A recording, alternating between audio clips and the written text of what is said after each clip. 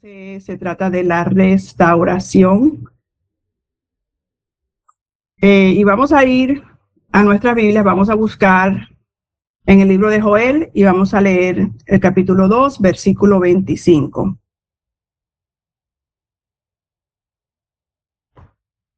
Joel 2, 25 dice: y os restituiré los años que comió la langosta, el saltón, el revoltón y la palomilla, mi gran ejército que envié contra vosotros.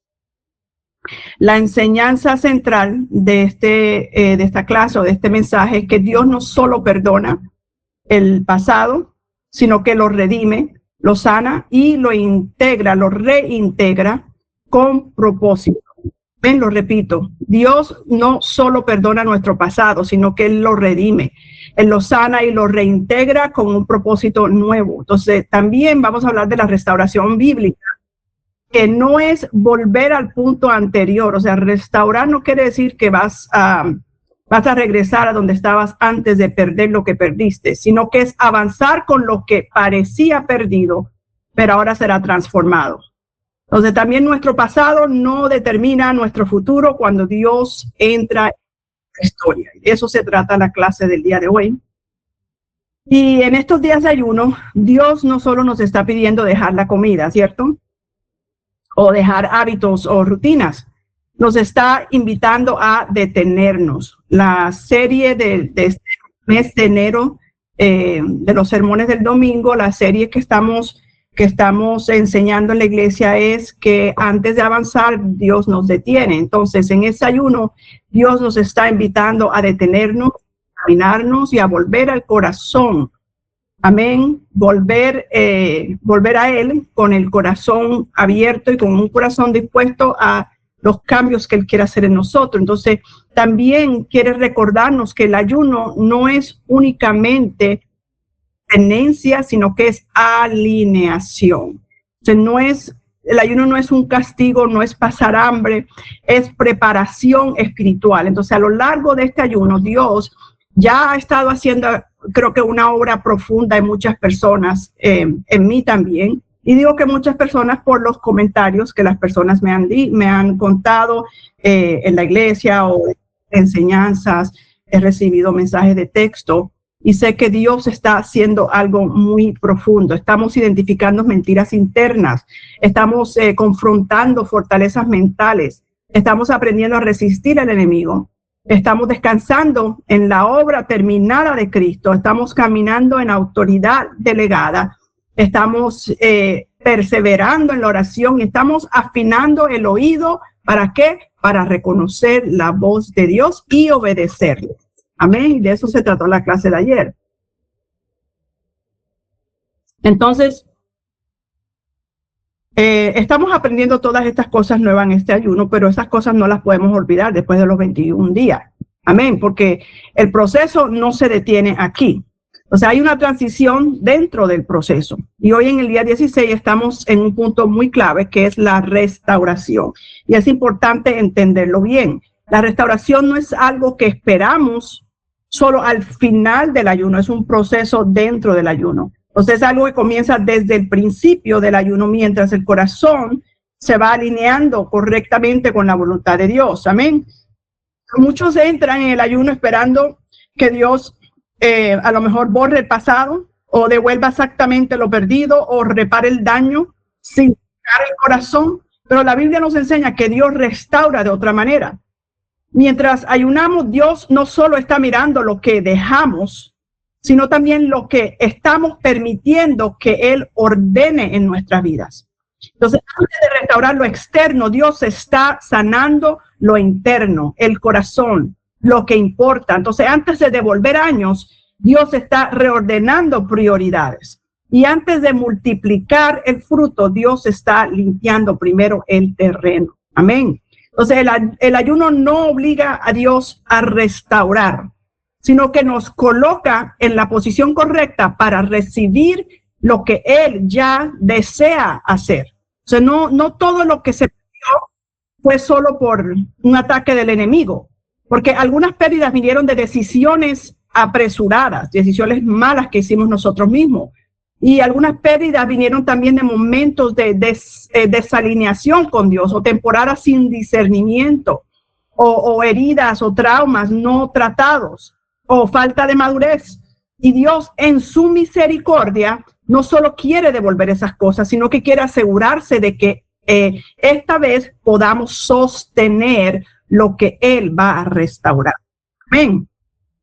Porque la restauración sin transformación solo repite ciclos. Te vas a encontrar en el mismo lugar dando vueltas en el desierto si no hay restauración sin transformación. Amén. Entonces, por eso, mientras ayunamos, Dios nos está llevando por silencio, por a lo mejor quebranto. Esta enseñanza me quebrantó mucho anoche mientras la repasaba, y esta mañana otra vez tuve que sacar mis tissues porque me pude identificar mucho con esta enseñanza.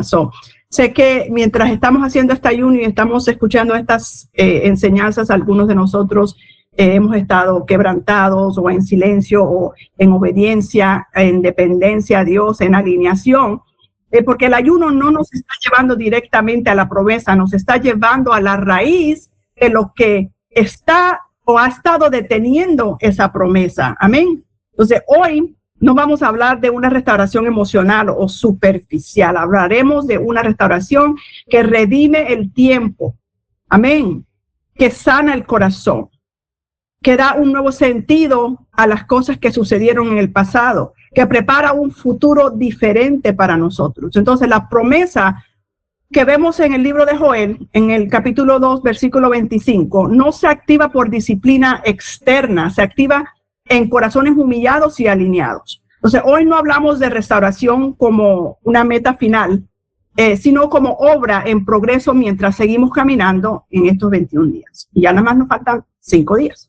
Entonces, y eso cambia completamente la manera en que Dios está haciendo ahora, o lo que Dios quiere hacer en nuestras vidas ahora. Entonces, les voy a dar un poquito de contexto del versículo que acabamos de leer. El libro de Joel nace en medio de una crisis nacional en Israel, una crisis profunda y real, y no se trata de un problema espiritual exacto, ni de una metáfora ni poética o exagerada. Fue algo real que sucedió. Israel había experimentado una plaga devastadora de langostas que arrasó por completo toda la tierra, todos los cultivos. Entonces, las langostas no solo dañaron algunos de los cultivos, destruyeron todo el sistema de sustento del pueblo. Entonces, lo que crecía fue comido totalmente y lo que estaba por brotar fue destruido. Así que el daño no fue superficial, el daño fue total. Esta plaga provocó consecuencias en todos los niveles de la vida de los israelitas, en el nivel económico, porque los campos quedaron vacíos. Entonces, no había cosecha. Y si no hay cosecha, no hay ingresos, ¿cierto? Entonces, socialmente también la inseguridad y el temor se extendieron y el futuro parecía cancelado, anulado. Espiritualmente también fueron afectados porque el templo se quedó sin ofrendas. Porque si no hay producción, no hay ofrendas. El ritmo normal de la adoración fue interrumpido. Porque recuerden que la adoración en esos tiempos significaba que ir al templo y traer las ofrendas, los sacrificios. También emocionalmente fue afectado. El pueblo vivía con esa sensación de pérdida irreparable y con vergüenza nacional. Entonces el texto deja claro que no era algo simbólico, no era una metáfora, fue hambre real, era desesperanza real, era un golpe directo a la estabilidad y al sentido de propósito y destino del pueblo. Entonces, en ese momento Israel no estaba preguntándose qué nos quiere enseñar Dios. Estaba preguntándose cómo vamos a sobrevivir. Porque muchas veces nos pasa eso, ¿cierto? Cuando estamos viviendo por una crisis real, a veces no pensamos qué es lo que Dios está tratando de enseñarme con esta prueba. No, lo primero que tratamos de hacer es decir, ¿cómo vamos a sobrevivir? Eso es lo que pensamos. Y eso es lo que no nos deja dormir. Entonces, en medio de esta devastación, Dios no comienza hablando de agricultura ni de economía, empieza hablando de qué, del corazón. Y eso es lo que sorprendentemente, eso es lo que nos sorprende del libro de Joel. Dios no ignora la destrucción, ¿cierto? Pero tampoco permite que el pueblo piense que el problema es solo externo. Porque es que la mayoría de nuestros problemas empiezan es por algo interno, algo que está sucediendo en nuestro interior. Entonces, porque las crisis revelan el corazón. Amén. Y esta crisis en Israel reveló algo más profundo, reveló que había una desconexión espiritual previa antes del desastre. Amén, previa al desastre. Entonces, por eso, antes de prometer restauración, Dios hace un llamado al pueblo, y el llamado es bien claro en los versículos 12 al 17, léanlos en su casa, porque ahorita nada más leemos el 25. Pero antes de esta promesa que Dios les da, Dios promete, antes de prometer esta restauración, hay un llamado que Dios hace al pueblo. En los versículos 12 al 17. ¿Y cuál es ese llamado? Él le dice, volveos a mí. Quiere decir que ¿qué? Que estaban alejados de él. Le dice, rasgad vuestro corazón, no vuestros vestidos. Quiere decir que sus corazones no estaban alineados con Dios. Y también dice, humillaos. ¿Qué quiere decir? Que había altivez. Entonces, Dios no está buscando gestos religiosos ni rituales de emergencia para solucionar un problema. Él está buscando un regreso genuino del corazón. ¿Por qué digo esto? Porque a veces cuando nos encontramos en una crisis buscamos a la pastora para que dé una palabra profética, para que haga un acto profético con el aceite o con el vino o con la sal. Dios no está buscando gestos religiosos, no está buscando rituales, sino que está buscando un regreso genuino del corazón. Entonces, aquí aparece una verdad central. La restauración en la Biblia nunca comienza con lo que se perdió, sino con quién se perdió primero. Amén. ¿Están entendiendo? Y esto es bastante profundo. El problema no era solo la tierra que estaba devastada. Era un pueblo espiritualmente distraído antes de la plaga. Entonces Dios no se aprovecha de la crisis, sino que la redime. Entonces, una vez que Dios llama al arrepentimiento y al regreso del corazón, entonces hace algo inesperado y profundamente esperanzador. Dios promete restauración. Pero la forma en que lo hace es teológicamente poderosa, porque Dios no dice, voy a retroceder el reloj, o haré como si nada hubiera pasado, o olvidemos lo ocurrido y sigamos hacia adelante. No, Dios dice algo mucho más profundo. Él dice, yo restituiré los años. Entonces, esto es clave porque Dios no promete borrar el recuerdo del dolor. Él promete darle un nuevo significado. Dios no niega la pérdida, sino que hace, ¿qué es lo que hace? La redime.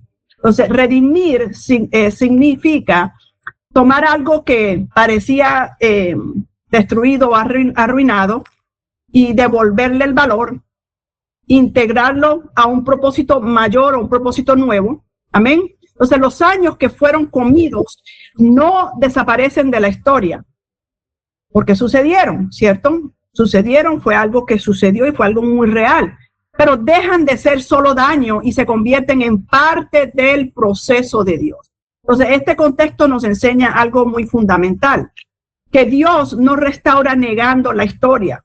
Él no niega lo que te sucedió, sino que Él reescribe, si se puede decir así, su impacto. Amén. Entonces, eso significa que el dolor no fue inútil, el proceso no fue desperdiciado y el tiempo no fue perdido delante de Dios y delante de los hombres. La restauración de Dios no es nostalgia por lo que fue, o sea, no es nostalgia, porque a veces esa palabra nostalgia me da duro, me ministra, porque tuve muchas pérdidas en un tiempo de mi vida, muchísimas pérdidas económicas. Y a veces cuando recuerdo esas pérdidas me da mucha nostalgia.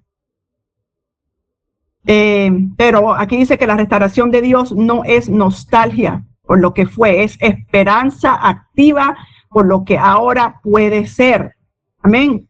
Entonces Dios toma lo que fue comido, lo que fue destruido, lo que fue roto, lo que fue interrumpido y lo integra al futuro con propósito. Amén. Entonces, Joel 2 no es solo una promesa agrícola para el pueblo de Israel, es una declaración espiritual muy poderosa que nos dice que Dios no queda limitado por las pérdidas humanas, que Dios puede entrar incluso en los capítulos más oscuros de tu vida y cambiar el resultado final. Amén. Dios no borra la historia, Dios la cambia. Él cambia el significado de eso que te sucedió. Y esa es la base de toda restauración verdadera. Amén. Entonces, aquí hay un punto importante que quiero tocar en esta mañana. Que Dios reconoce la pérdida, pero no queda limitado por ella. Dios no minimiza la pérdida del pueblo. En Joel 2:25, Dios está describiendo las distintas fases del ciclo de la langosta, desde que nace hasta que vuela, mostrando que cada etapa devora algo diferente. Nada queda intacto. La destrucción fue completa y prolongada en el tiempo. Entonces, en otras palabras, cuando una etapa terminaba de destruir, otra continuaba. Entonces, eso no es poético ni repetitivo por casualidad, es una declaración poderosa. Dios identifica con precisión cada forma en que algo fue destruido. Entonces, no habla en generalidades, no dice simplemente lo que se perdió, amén, sino que dice exactamente cómo se perdió. Entonces, esto nos enseña algo muy importante. Dios no ignora los detalles de tu dolor. Él conoce cada detalle porque Él estuvo ahí en cada cosa que te sucedió. Él no estaba solo, Él estaba ahí en el proceso. Entonces, Él no ve tu historia como un resumen rápido ni como un error genérico. Dios vio los años específicos. Él vio las temporadas exactas, Él vio los momentos puntuales donde algo fue comido, algo fue robado, destruido, desgastado. Él vio la injusticia que otros no reconocieron. Él vio el desgaste emocional que nadie más notó. Él vio decisiones tomadas desde heridas, desde el dolor y no desde la maldad. Él vio todo. Nada de lo que pediste fue invisible para Dios. Entonces muchas personas creen que para Dios restaurarte hay que hacer como si no hubiera pasado nada. No, la Biblia muestra lo contrario. Dios no borra la memoria de la pérdida, Él la redime. Amén. Entonces el texto no se queda atrapado en la plaga, pero tampoco la niega, la reconoce, ¿cierto? Y luego promete que restitución. Amén. Entonces, esto nos lleva a una verdad muy fundamental, que la pérdida explica el dolor, pero no define tu futuro, no define el destino. Entonces, que algo haya sido comido no significa que esté perdido para siempre. Que una etapa haya sido devastada no significa que todo el futuro queda anulado. Dios no queda atrapado en lo que fue destruido. Él trabaja a partir de ello. Y aquí es donde muchas personas se rinden internamente, se dan por vencidas, tiran la toalla. Después de pérdidas prolongadas, comienzan a hablar en términos finales, como que si ya no hay remedio. Empiezan a decir, pero ya es muy tarde para mí, ya no hay solución, ya no hay remedio, desperdicié demasiados años, si hubiera tomado otra decisión. Entonces ese lenguaje revela algo muy profundo. No revela dolor solamente, sino que revela desesperanza. Pero Dios no opera desde el... Dios no restaura desde la culpa ni desde la nostalgia. Entiendan eso, sino desde el presente rendido. Dios no empieza la historia donde fallaste. Dios empieza la historia donde te rindes. Donde te rindes completamente a su voluntad y a su propósito. Amén. Entonces, eso cambia completamente la conversación. ¿Por qué? Porque Dios no te pide que recuperes el tiempo por tu esfuerzo. Él no te exige que repares todo lo que se dañó o lo que perdiste o lo que se rompió. Él promete algo más poderoso, que Él mismo hará que incluso lo perdido coopere para un bien mayor. Entonces, por eso Romanos 8:28, ¿qué dice? Todos no lo sabemos, que todas las cosas obran para bien, ¿cierto? Que todas las cosas son buenas, que muchas cosas no lo fueron, muchas dolieron, muchas fueron injustas, pero el texto dice que Dios lo hace obrar para bien. Amén. Entonces eso significa que Dios no desperdicia nada, ni siquiera lo que fue provocado por error. Amén, por error humano, o por desalineación, o por ataque del enemigo.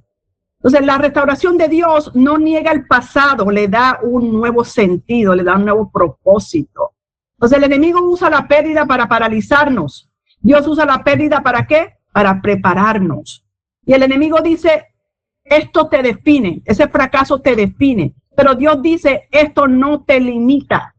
El enemigo quiere que vivas mirando lo que fue devastado, lo que fue destruido, lo que fue robado, pero Dios quiere que vivas mirando lo que aún puede producir.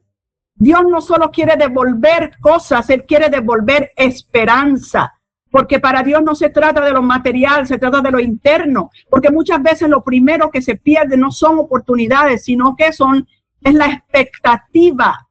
Entonces Dios reconoce la pérdida y Él la nombra y Él la valida, pero no queda atrapado en ella y tampoco quiere que tú lo estés. Amén. Y otro punto importante. Restauración no quiere decir volver atrás, sino quiere decir avanzar con redención.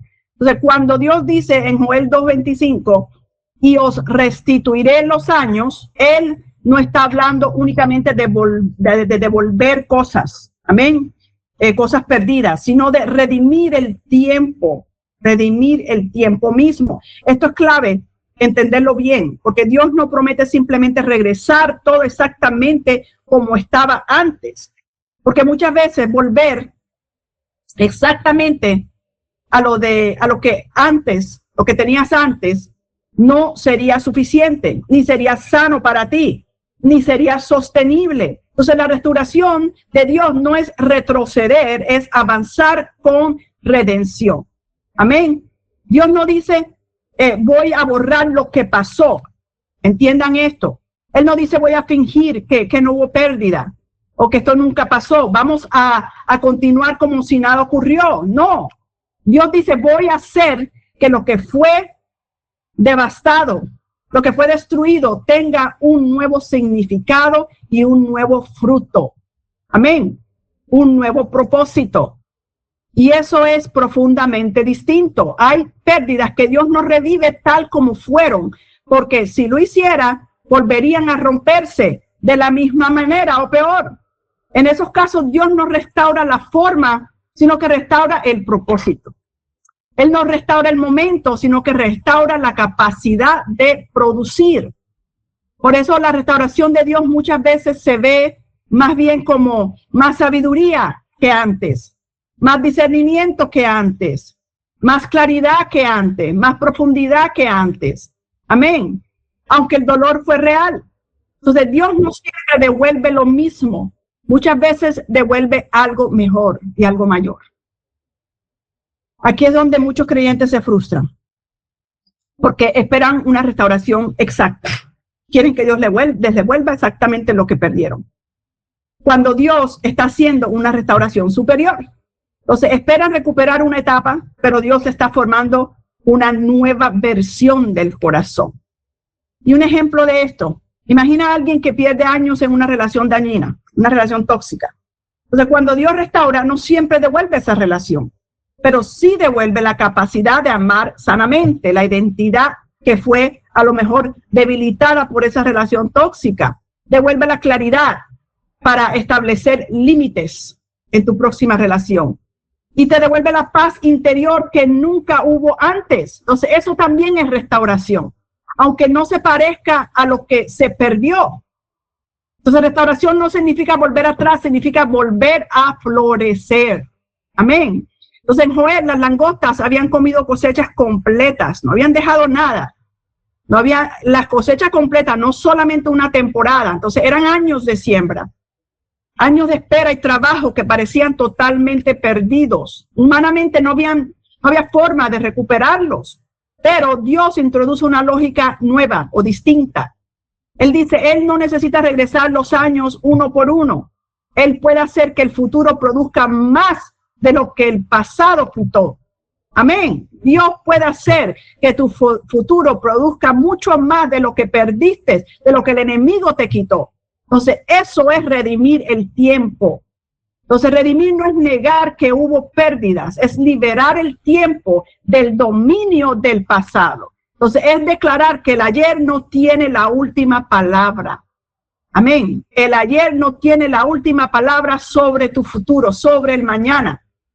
Y quiero que escriban este versículo que es importante, no estaba ahí en el estudio, lo añadí esta mañana, Isaías 61:7.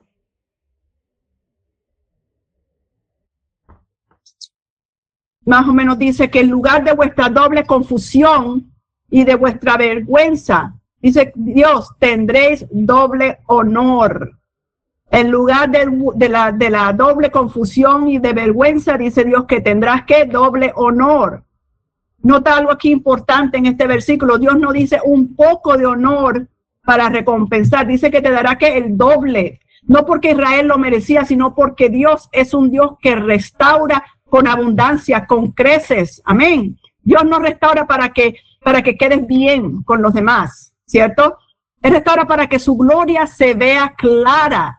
Muchas veces la restauración no llega cuando seguimos mirando lo que perdimos, sino cuando comenzamos a cooperar con lo que Dios está haciendo ahora. O sea, el ayuno nos ayuda a soltar esa nostalgia, la culpa, también la amargura que traen estas pérdidas. Amén, nos ayuda a soltar esa amargura que nos mantiene mirando hacia atrás, hacia nuestro pasado, que no nos deja avanzar. Entonces, no todo lo que Dios restaura se parece a lo que se perdió, pero siempre cumple un mejor propósito. Siempre cumple el mejor propósito de Dios para nuestra vida. O sea, Dios no te está devolviendo el pasado. Amén. No le pidas a Dios que te devuelva el pasado. Te está preparando para un futuro que no se habría sostenido sin el proceso. Entonces, la restauración no es el final del proceso. Amén. Es la confirmación de que Dios siguió obrando incluso cuando todo parecía arruinado. Y el último punto, la restauración quiere una nueva mentalidad. La restauración requiere una nueva mentalidad. Una de las mayores tensiones en la vida cristiana es esto. Creer doctrinalmente en restauración, pero vivir internamente como personas quebradas. Decir que crees en la restauración, pero no la vives y no la crees. Muchas personas dicen con convicción, yo sé que Dios restaura, pero su manera de pensar, su manera de decidir y reaccionar sigue marcada por los traumas del pasado, por el daño que experimentó en el pasado. Entonces, eso nos revela algo muy clave, que la restauración de Dios no se completa si la mente no es transformada, si la mente no es renovada. O sea, Dios puede sanar el alma, puede abrir puertas nuevas y traer oportunidades reales, pero si seguimos interpretando la vida desde una mentalidad de pérdida, de escasez por los traumas del pasado, terminamos saboteando aquello mismo que Dios está tratando de restaurar. Entonces, el cambio de mentalidad es muy importante para este proceso. La restauración espiritual sin renovación de la mente produce un conflicto interno, porque va a haber una lucha todo el tiempo, creo o no creo. Entonces, esto se ve de muchas formas prácticas. Hay personas que recibieron perdón, pero siguen castigándose. Personas que fueron aceptadas por Dios, pero siguen esperando rechazo. Personas que ya no están en escasez, pero siguen tomando decisiones desde el miedo. La restauración ya comenzó, pero la mente todavía está atrapada en el pasado, en el antes, en lo que te ocurrió anteriormente. Cuando alguien sigue pensando como víctima, aunque ya no lo sea, comienza a ocurrir patrones dañinos. Amén. Entonces, minimizan lo bueno que Dios está haciendo. Dudan de las oportunidades nuevas, desconfían, viven a la defensiva. Amén. Y esperan el fracaso antes de intentar algo nuevo, algo diferente. No porque Dios no esté obrando, sino porque la mente todavía interpreta todo desde el dolor, desde la herida, desde el fracaso del pasado. ¿Están entendiendo? Y un ejemplo de esto es que imagínate a una persona que fue despedida de su trabajo injustamente en el pasado. Era una buena trabajadora, un buen trabajador, pero fue injustamente despedido de su trabajo en un pasado. Entonces, años después recibe una nueva oportunidad laboral. Entonces, la empresa nueva confía en ella, el ambiente es sano y el rol es aún mejor. pero interiormente la persona sigue pensando, en cualquier momento todo se va a acabar o todo se va a caer. Como hay un dicho en inglés que dice, this is too good to be true. La persona piensa, esto es muy bueno para ser verdad. Entonces desconfía. ¿Y qué pasa? No se atreve a crecer, se autosabotea y vive en constante ansiedad. Y también interpreta cualquier corrección como una amenaza. Entonces la oportunidad es real, ¿cierto? Le dieron el trabajo. La restauración fue real, pero la mente sigue reaccionando desde el trauma, no desde la sanidad. Entonces Dios puede restaurar, pero nosotros debemos restaurar la manera de entrar. Amén. Dios puede darte nuevas oportunidades, pero tú tienes que restaurar la manera en cómo vas a manejar esas oportunidades. Entonces, esto explica por qué en Isaías, aquí hay otro versículo clave, anótenlo, Isaías 43 del 18 al 19. Dios nos dice algo fuerte aquí, Isaías 43, 18 al 19. Dice, no os acordéis de las cosas pasadas. Amén. ¿Por qué? Porque él dice que aquí yo hago algo nuevo. Entonces Dios no está pidiendo amnesia espiritual. Él dice, no uses el pasado como referencia para el futuro. Amén. Entonces el problema no es recordar. El problema es definirnos por lo que ya no existe. Entonces el pasado puede ser una lección y debemos aprender lecciones de los errores del pasado, pero no puede seguir siendo el filtro con el que medimos nuestro futuro o lo nuevo. Dios restaura el futuro, pero nosotros debemos soltar el pasado. La restauración exige una decisión interna, cambiar el lente con el que vemos la vida. A veces el lente está opaco, el lente está sucio. ¿Por qué? Por los traumas, por los fracasos del pasado. Cambiar el lente con el que vemos la vida significa dejar de interpretar cada bendición con sospecha, cada oportunidad con temor. Amén. Y cada avance con culpa. Aquí hay una verdad muy importante para este ayuno. Dios no puede edificar un futuro sólido sobre una mente que todavía vive en ruinas, sobre una mente que todavía está pensando en los fracasos del pasado. Entonces la restauración no fracasa porque Dios no cumpla. Fracasa cuando seguimos pensando como si nada hubiera cambiado. Amén. Entonces, muchas veces el último paso de la restauración no es recibir algo nuevo, sino creer que realmente somos dignos de caminar en lo nuevo que Dios nos está ofreciendo. O sea, la fe no solo recibe promesas, también acepta identidad restaurada. Y eso es lo más importante. Dios no te restauró para que vivas a la expectativa del próximo fracaso, del próximo golpe o de la próxima traición. Te restauró para que camines con libertad, con confianza y con gratitud. Amén. Dios no restaura solo para que estemos mejor.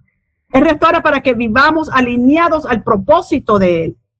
Y después de Joel 2, después del capítulo 2, léanse el 3, el pueblo, ¿qué pasa? El pueblo adora, el pueblo da testimonio, el Espíritu es derramado, según Joel 2:28, que es la promesa que derramaré de mi Espíritu sobre toda carne. La restauración prepara el terreno para el derramamiento del Espíritu. Entonces una persona restaurada emocionalmente ahora puede servir, puede guiar a otros, puede acompañar a otros en el proceso. Porque tu restauración nunca termina solo en ti, afecta a las personas a tu alrededor. Amén. Repercute en los tuyos, en tus hijos, en tu hogar, en tus hermanos. Amén. Bueno, esa es la enseñanza de hoy. Es algo que me ministró mucho a mí por mis experiencias del pasado, por fracasos. Muchos de ustedes conocen que tuve fracasos fuertes, pérdidas fuertes económicamente. Perdí una empresa, perdí 7 casas, 7 propiedades. También tuve un fracaso de un divorcio.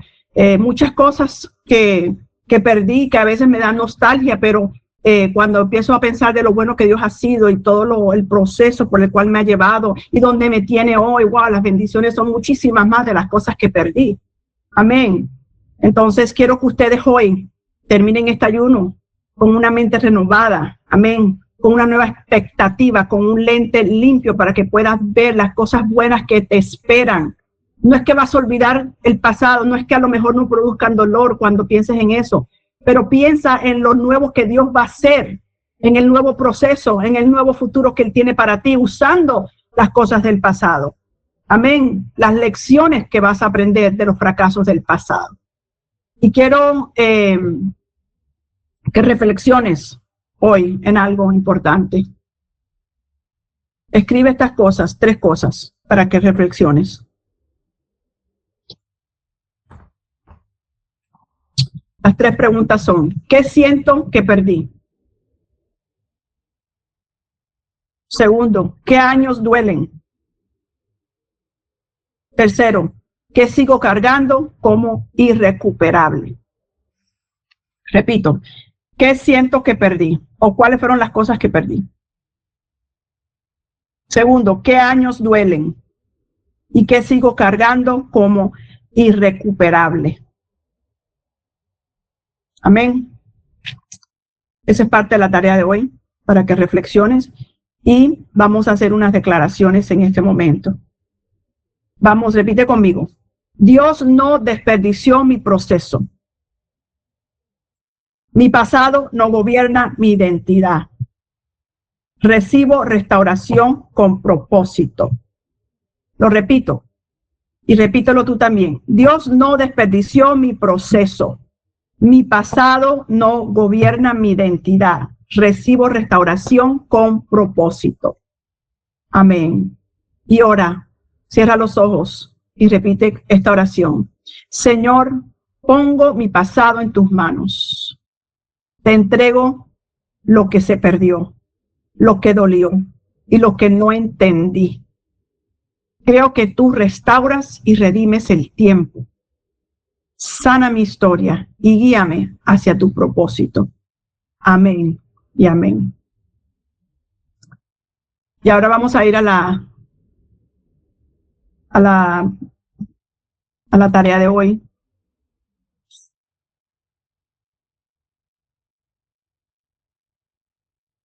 Denme un segundo.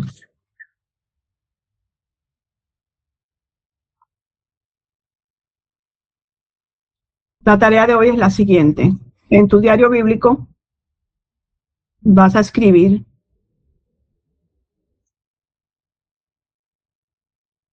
parecido dice, escribe lo que sientes que fue perdido. Y junto vas a escribir Dios restaura. Y vas a marcar este día con esperanza. Vas a poner la palabra esperanza debajo de eso. Primero vas a escribir lo que fue perdido, que es parte de la tarea que le di ahorita. Y luego vas a escribir Dios restaura. Cada cosa que perdiste vas a escribir al lado Dios restaura. Y después de todo eso vas a escribir esperanza. Amén. Esa es la tarea de hoy. La receta de ayer, disculpen, no la hice porque era una ensalada muy simple de espinaca y no me gusta la espinaca. ¿Cuál es la de hoy? Hoy es la... hoy sí va a estar rica. Guiso de garbanzos y espinaca. Oh, wow. Ok, ese sí lo voy a hacer. Bueno, entonces hasta aquí quedó la clase y nos vemos mañana. ¿Alguien quiere hacer algún comentario